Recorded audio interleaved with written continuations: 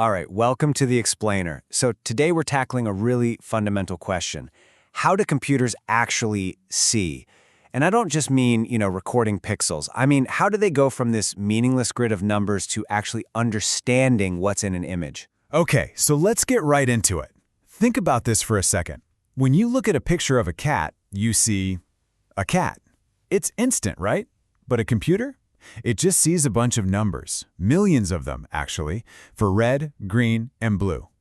So the big question is, how on earth does it get from that giant sea of pixels to a simple four-letter word, cat? Well, the answer, it turns out, is this incredible story of evolution.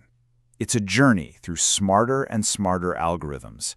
Algorithms that basically taught machines first how to find things, and then how to understand their actual shape. So let's start at the beginning.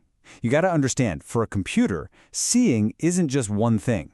It all starts with this core task called object detection. So, what is object detection? At its heart, it's about finding all the stuff in a picture and drawing a nice, neat box around each thing. But, and this is the key, that seemingly simple task is actually a mashup of two different and pretty tricky problems. See, a computer has to answer two questions at the same time. The first is classification. Basically, what is this thing? Is it a cat, a dog, a car? The second problem is regression, which is just a fancy way of saying, and where exactly is it? That means spitting out the coordinates for that bounding box. You absolutely have to get both right, or the whole thing fails. So, back in the early days, how did people tackle this? Well, the most logical way to solve a two-part problem was, you guessed it, to do it in two parts. And this idea gave birth to this whole family of models called two-stage detectors. I like to think of this approach as being kind of like a careful detective. First, it scans the whole scene, the image, and makes a list of regions of interest. These are all the spots where an object might be. Then, and only then, does it go back and examine each of those regions one by one to figure out what's inside. It's super methodical, but as you can probably guess, it was also super slow. And the pioneers here, the original model called RCNN, really shows you just how bonkers this was. Get this, for a single image, it would generate something like 2,000 potential regions. And then it had to run a full-blown heavy-duty analysis on every single one of them. I mean, just imagine how slow that must have been. So yeah, it worked, which was a massive breakthrough, don't get me wrong. But oh my gosh, it was slow. We're talking minutes per image. The proof of concept was there, for sure, but it was nowhere near practical. So the race was on to make this thing faster. And the progress that followed was just breathtaking. Seriously, in just a couple of years, we got new models like Fast RCNN and then Faster RCNN. These made huge leaps by finding clever ways to share the workload, not recalculating things over and over. They integrated the steps, fixed the biggest bottlenecks, and started pushing performance into something that actually looked like real time. But here's where it gets really interesting.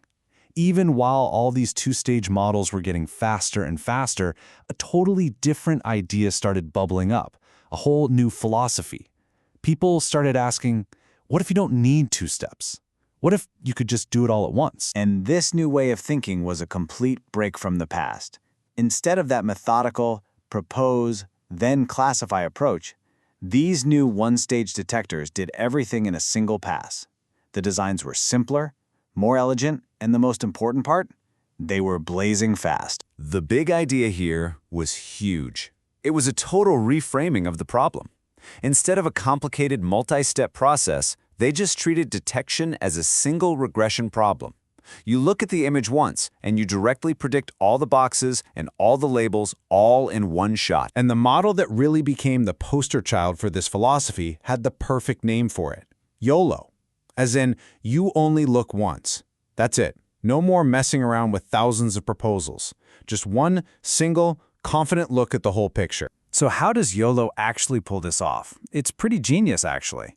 It just splits the image into a grid like a checkerboard, and then each little cell in that grid is responsible for predicting any objects that have their center point inside it. Since every cell is doing its predictions for boxes and classes all at the same time, the whole thing is incredibly fast. It's a beautifully simple idea. Okay, so we've taught computers how to draw boxes around things. That is awesome, a huge step. But you and I both know the real world isn't made of neat little boxes. To get to that next level of true understanding, we need more than boxes. We need to color inside the lines. I mean, think about it, right? A box is fine for a car on a road, but what about a person waving their arms, or the complex silhouette of a tree against the sky? A box just butchers all that rich detail. To really see the world, a computer has to understand an object's exact shape pixel by pixel. And that brings us to the next frontier, object segmentation.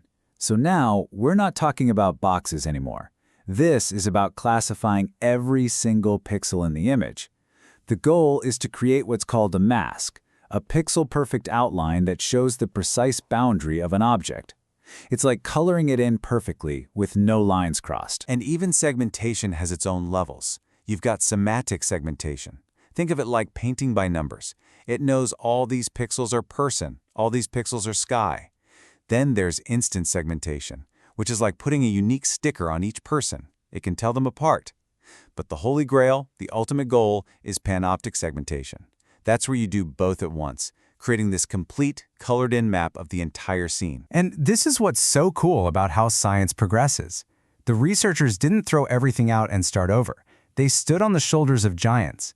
They took that really powerful faster RCNN model we talked about, and they just gave it a new job. They added an extra branch to the network that, right alongside predicting the box, would also predict the pixel-level mask. It's just a beautiful example of building on a great idea. Okay, so let's zoom out for a second and just take a look at the big picture, at this incredible journey we've just walked through. Think about it. We started with that slow but totally brilliant two-stage idea from RCN. Then we saw innovation kick in, making things faster and more integrated with faster RCN. Then boom, a revolution in thinking with YOLO gave us that insane real-time speed. And finally, we pushed to the real frontier, moving beyond boxes to understand the exact shape of things with segmentation. So why should you care about any of this? Because this whole journey, from clunky boxes to these super detailed masks, isn't just some academic exercise. This is the core tech that lets a self-driving car see a pedestrian, that helps a doctor find a tumor on a medical scan. It powers countless things that are literally changing the world around us right now. And what's crazy is that this entire journey, it all happened in less than a decade. That's just mind-blowing. And it leaves us with a really thrilling question to chew on. Now that computers can see with this incredible level of detail and speed, what are the really hard problems we're going to solve next? What's the next frontier?